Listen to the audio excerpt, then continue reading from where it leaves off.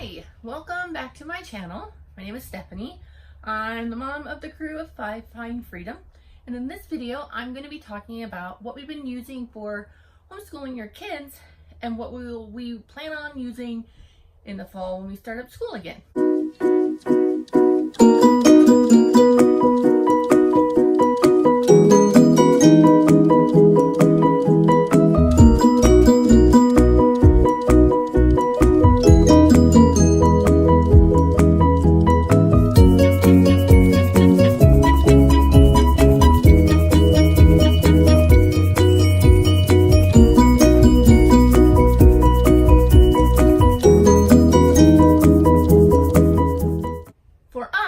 We typically start school, we try to start school like in mid-July, but it's usually like mid-August.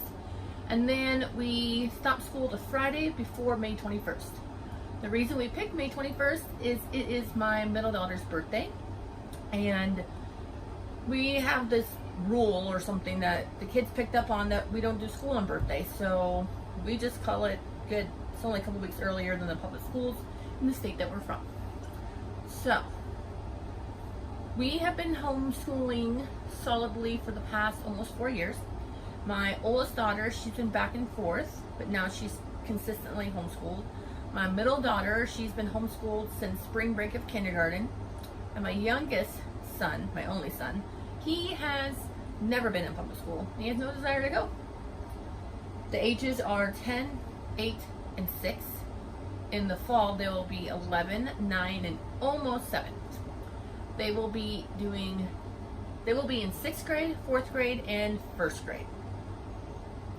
So what we've been doing for our kindergarten, 1st grade boy is, in our state, it's not really required to have him registered as a homeschool student. So he does a lot of play-based learning. When he sees the girls doing schoolwork and he wants to do some, we have a couple workbooks that we pull out for him. No big deal. In the fall, he will be doing 180 days of 180 days of math. It's a workbook. You can get it like at Barnes & Noble and on Amazon.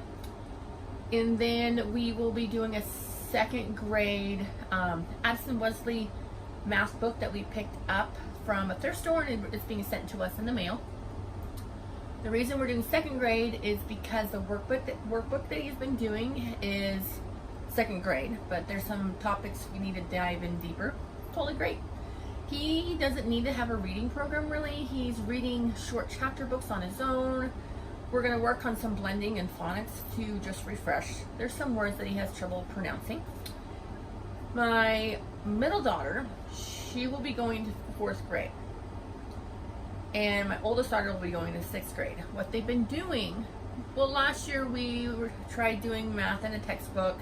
And then we got a complete curriculum workbook from Barnes & Noble, and that worked up until a certain point.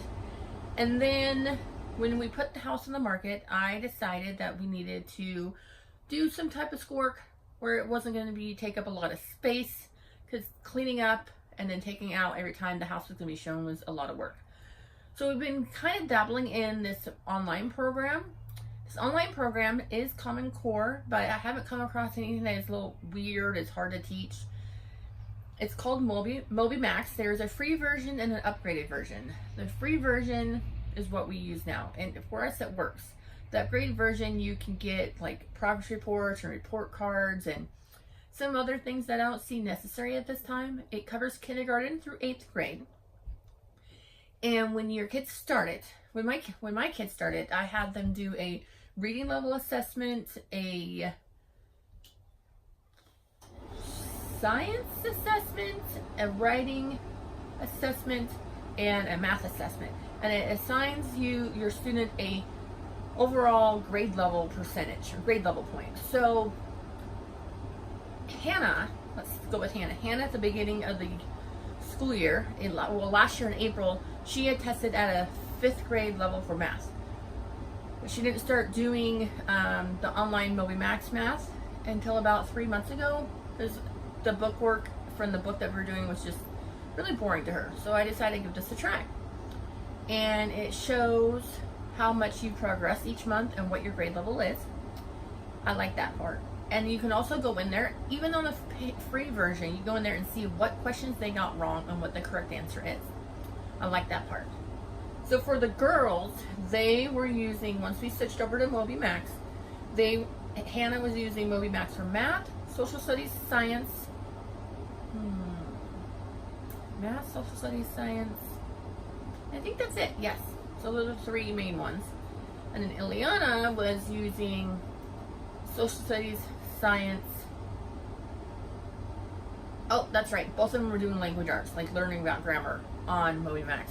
Now, I really should write down notes or something, because it's hard to remember exactly what you're going to see in these videos, but I like putting it out there unedited, because it shows that not everything is perfect. Life in an RV isn't perfect, and that's what I want this channel to be about. Unfiltered, living in an RV with 3 kids and a cat and a husband, what it's really like. So the girls, right now it is mid-April, and the girls are only doing social studies now on the on MobiMax, because they progressed a year in science, language arts, and math. Ileana, she finished her 4th grade math workbook because her doing math on a computer wasn't working for her brain. Hannah got to 6th grade math. Hannah got to 6th grade language arts, and now 6th grade science, and now she's doing 5th grade science now, and now they're both trying to catch up in social studies. So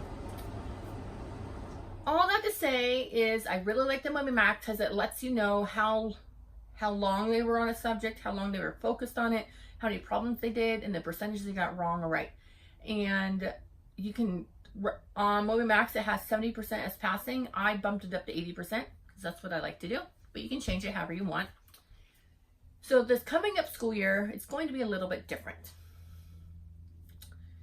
So all 3 kids will be doing Addison Wesley math textbooks for 6th, 4th, and 2nd grade for their grade levels. For history, we will be picking up Story of the World, doing volume 2. We started it last year, and then it kind of dwindled off, but we're going to pick it up again. And then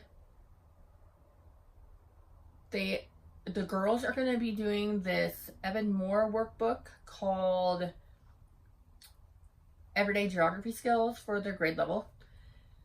And then Jackson's going to be doing a geography workbook as well. I haven't decided if it's going to be the K through 2 workbook by Evan Moore, or if it's going to be 180 Days of Geography. Might be that one. Let's see here. For language, we haven't yet ordered language skills curriculum yet. I'm leaning towards learning language arts through literature because they both like to read. And then for vocabulary, they'll be learning vocabulary in the books that they'll be reading for that. And for science, as of now, they will be doing science on MobiMax again, unless I find something different between now and then that we would like to do that doesn't cost an arm and a leg and a whole football field to get. So that's what we'll be doing for homeschooling. It doesn't take all day. My plan is we're going to be doing math 4 days a week, history 2 days a week, science the other 2 days a week that we're not doing history, and then geography 2 to 3 days a week. And usually we get done between 3 to 5 hours, depending on how long the math takes. The math is the one that always takes forever. Not forever, but it just takes a long time. And now we're going to be adding another child in the mix to actually do sit down and work with the kids. So there's that. So that's what we'll be doing for homeschooling. I will keep you guys updated about how it's going, and plans change. All right. Thank you for taking the time to come in and take a look at this video. If you like this video, go ahead and give it a thumbs up.